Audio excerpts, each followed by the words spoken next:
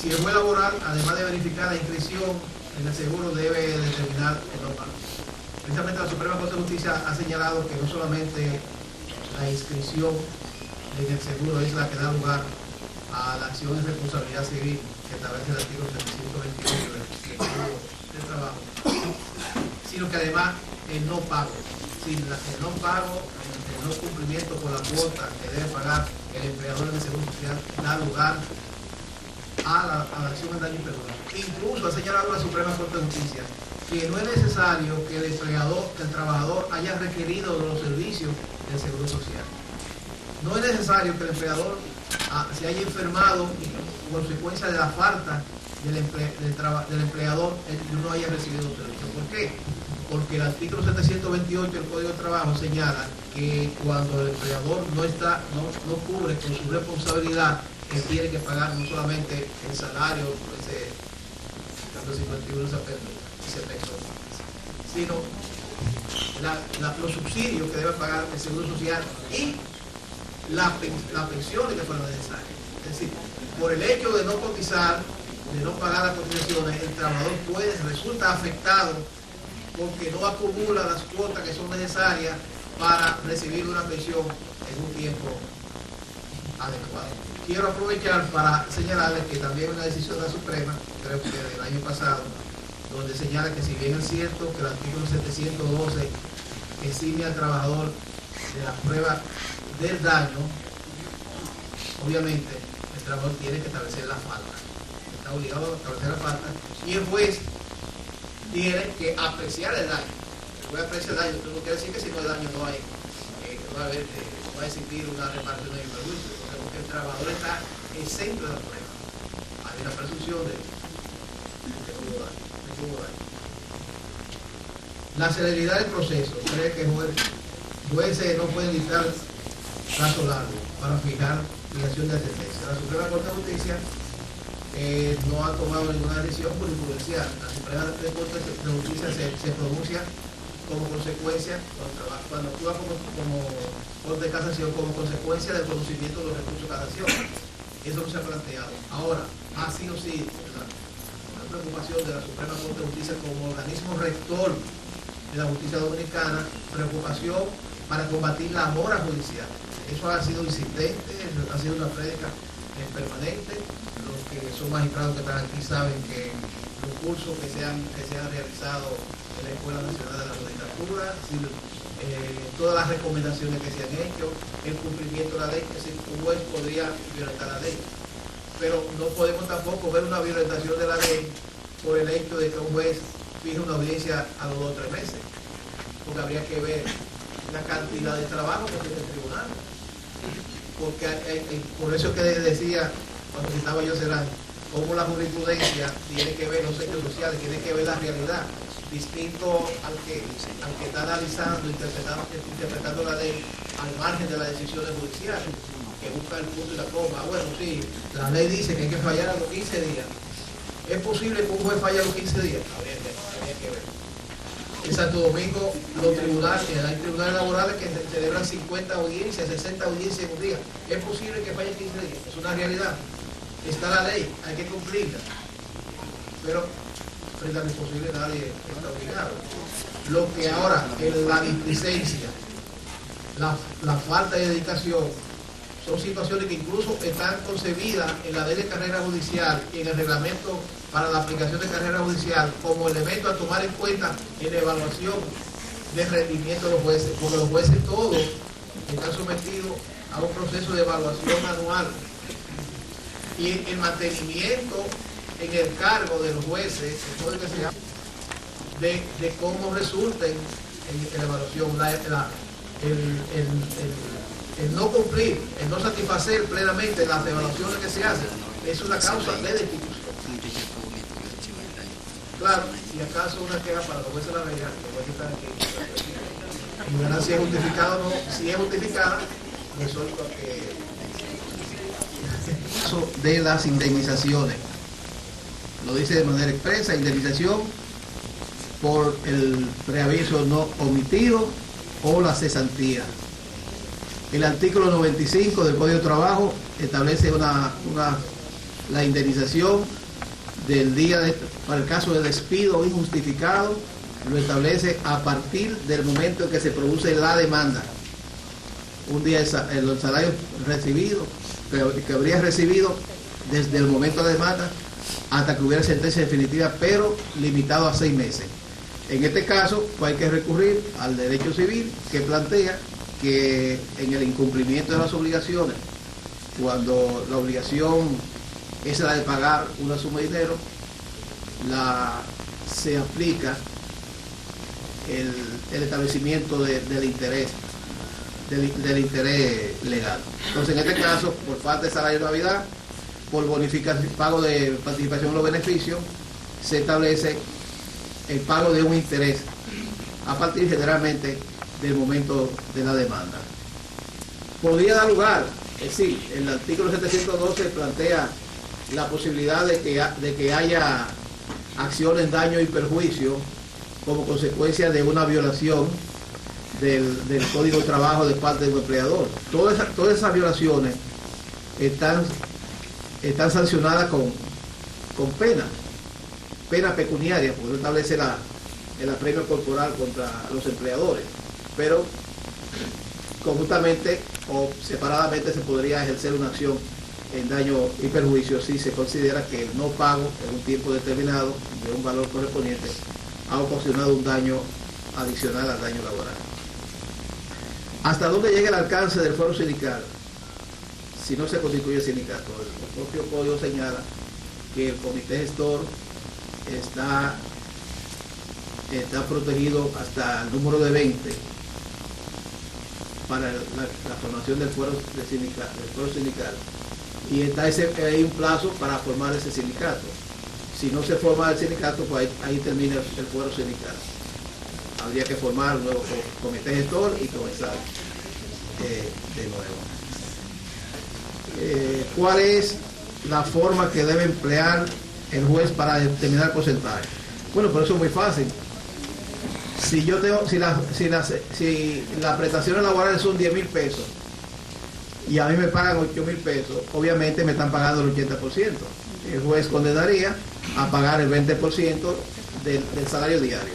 Es una operación simple de deducir qué porcentaje de la suma que ha debido pagar el empleador es que se ha dejado de pagar, para que aplique de esa manera. Si ustedes conocieran las situaciones que se ven en algunos recursos, ustedes justificarían esa decisión. Nosotros conocimos un asunto donde el trabajador le tocaban 6,700 pesos. El empleador pagó 6,400 pesos. Dejó de pagar 300 pesos. ¿Ustedes saben a cuánto llegaba la Suprema Corte de Justicia? A 900,000 pesos. Por más que se quiera acabar con los empleadores, hay que cubrir la forma legal. Es decir, la Constitución impide eso. Es decir, habría un uso irracional del derecho de esa manera. Entonces, la Suprema, insisto en cómo la Suprema tiene en cuenta realidades sociales. Y eso fue precisamente lo que lo llevó. Se podría decir que hay quienes podrían decir de dónde la Suprema Corte de Justicia saca el artículo 539 cuando dice que debe ser depositado en efectivo. ¿De dónde se inventa una fianza? Lo hace interpretando el artículo 667 del Código de Trabajo, que dice que el juez de los referimientos podrá fijar fianza. Pero lo hace teniendo en cuenta de que los litigios estaban terminando en primer grado, no porque el patrón estuviera satisfecho con la sentencia, no porque el patrón no quisiera litigar, sino porque no podía, porque le hacían una ejecución violenta, no podía pagar el duplo, depositar el duplo. Entonces eso crea una situación que no es la que pretende el legislador, y la decisión, que simplemente le hice un comentario, establece que la finalidad del artículo 539 no es terminar el litigio, no es que se termine rápido. La finalidad del artículo 539 es permitir que cuando el trabajador tenga una sentencia firme, definitiva, él pueda ejecutarla. ¿Por qué? Por los antecedentes que se tenía de muchos trabajadores que obtenían una sentencia, pero en el momento en que terminaba el litigio, ya la empresa no existía, ya la empresa era insolvente. Entonces por eso se establece la obligación de depositar el duplo. Por eso la Suprema Corte de Justicia, interpretando esa realidad, señala: basta con que se deposite una garantía que se le ha dado alguna peculiaridad para evitar también que el trabajador tenga que iniciar luego un proceso de ejecución de la fianza, señalando en la decisión que era a la primera presentación, una fianza abierta, no por un tiempo determinado, a la primera presentación, una vez que existiera la sentencia irrevocable.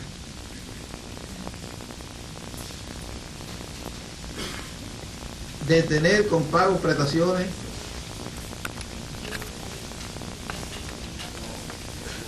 ¿Cómo detener por pago de prestaciones en audiencia, conciliación sin hacer consignación? Sí. Hay decisión de la Suprema Corte de Justicia que señala que si en una audiencia de conciliación se hace la oferta de todos los derechos que corresponden al trabajador, del pago de las indemnizaciones, no tiene que hacer la conciliación.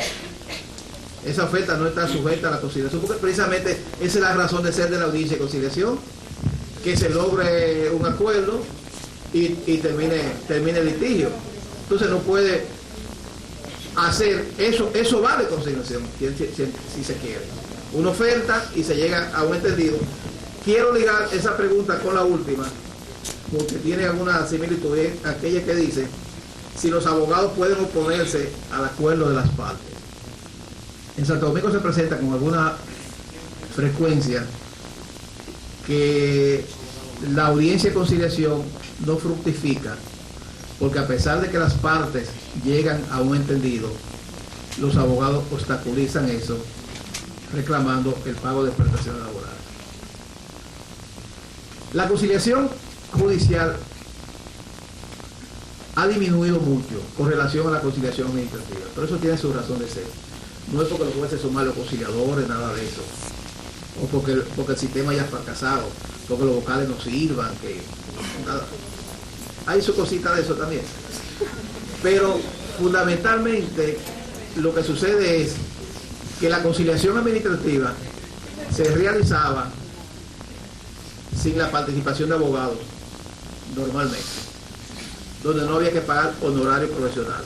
Pero además la conciliación administrativa era un previo a la demanda judicial. Como consecuencia de eso no se aplicaba el artículo 95 del Código de Trabajo, que señala que en caso de despido injustificado al trabajador le corresponde el salario que habría percibido desde el momento de la demanda. Ya cuando se produce la conciliación, ya ha habido una actuación de abogado, ya se ha hecho la demanda, ya comienza a aplicarse el artículo 95 y ya el abogado tiene un derecho a reclamar honorario. Ahora bien, el fin primordial de la conciliación es precisamente llegarse a un acuerdo. El interés legítimo del abogado no puede imponerse al interés legítimo del propio legislador, de los trabajadores y de los empleadores, de que a través de la conciliación se evite la confrontación o termine la confrontación. Entonces no es posible que un abogado se oponga a la conciliación cuando las partes llegan a un acuerdo. Claro, habría que ver la manera de oponerse, porque muchas veces se oponen y hacen que el trabajador, por ejemplo, si el abogado del trabajador que está en desacuerdo, no acepte el arreglo.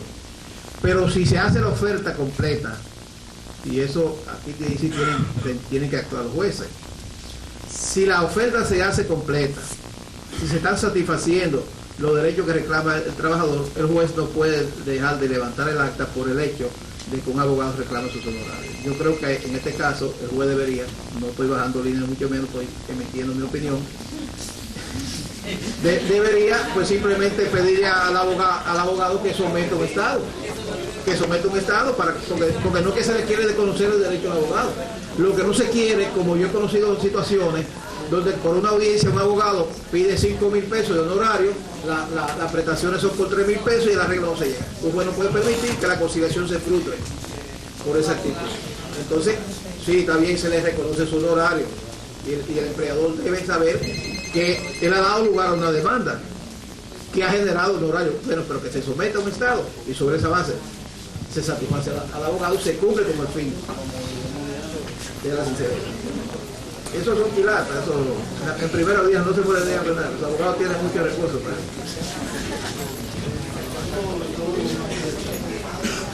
Trabajador en varias horas sucesivas, plantea alguien que trabaja en varias horas sucesivas. Eso está establecido en el artículo 31 del Código de Trabajo, que señala que cuando el contrato por obra determinada termina sin responsabilidad para las partes. Pero si se elabora a través del sistema de cuadrilla o en obras sucesivas, y obras sucesivas, el propio artículo 31 señala que son aquellas que comienzan antes de cumplirse 2 meses, entonces se efectúa, se forma un contrato por tiempo indefinido. Esa es la situación. Lo de cuadrilla es porque de nada serviría señalar que las obras sucesivas dan lugar a un contrato por tiempo indefinido, porque el empleador, sobre todo las empresas constructoras, tendrían dos cuadrillas para en una primera obra utilizar una cuadrilla, en la segunda obra utilizan otra cuadrilla, entonces nunca habría el elemento sucesivo. Entonces, si se utiliza la cuadrilla, el sistema cuadrilla o las obras sucesivas, hay contrato por tiempo indefinido. Alguien plantea que qué pasa si hay pago sin preaviso ni desahucio.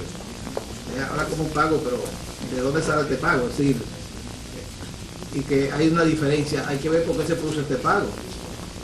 Porque si no hay desahucio no hay obligación de preaviso, no hay obligación de pagar auxilio de cesantía. Podría darse el caso de un despido que a pesar del empleador haber despedido al trabajador y posteriormente poner fin al contrato de trabajo o no poner fin, sino posteriormente y ante la demanda pagar parte del auxilio de cesantía.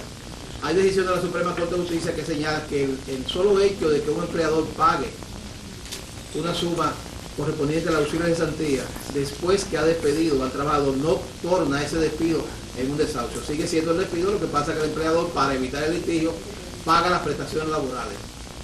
Esa otra causa de terminación podría ser por mutuo consentimiento. En el mutuo consentimiento tampoco hay obligación del empleador de pagar el auxilio de cesantía. Entonces habría que ver por qué ese pago. Si realmente hay una terminación, un despido, un desahucio encubierto, si hay un desahucio encubierto y no se paga la totalidad, siempre hay la aplicación del artículo 86. Porque podría presentarse la situación de que el empleador esté ofreciendo la totalidad del pago de las indemnizaciones laborales y que el trabajador no lo acepte.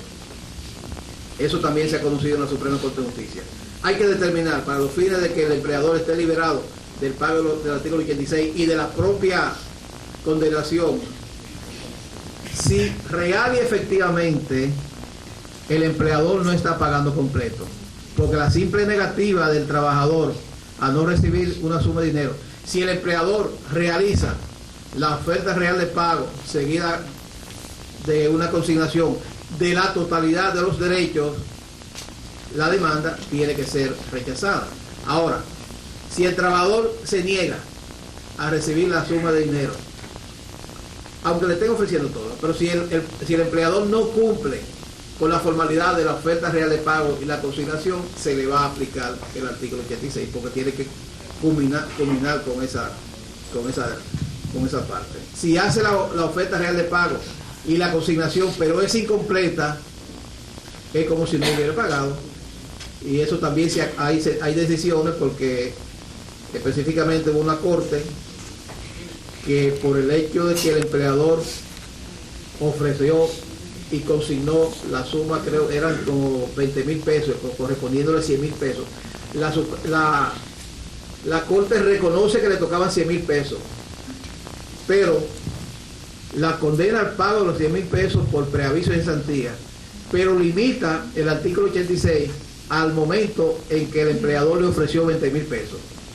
Y la Suprema dijo que no, porque si se aceptara eso, pues se ofrecería una suma mínima y nunca se cumpliría el artículo 86.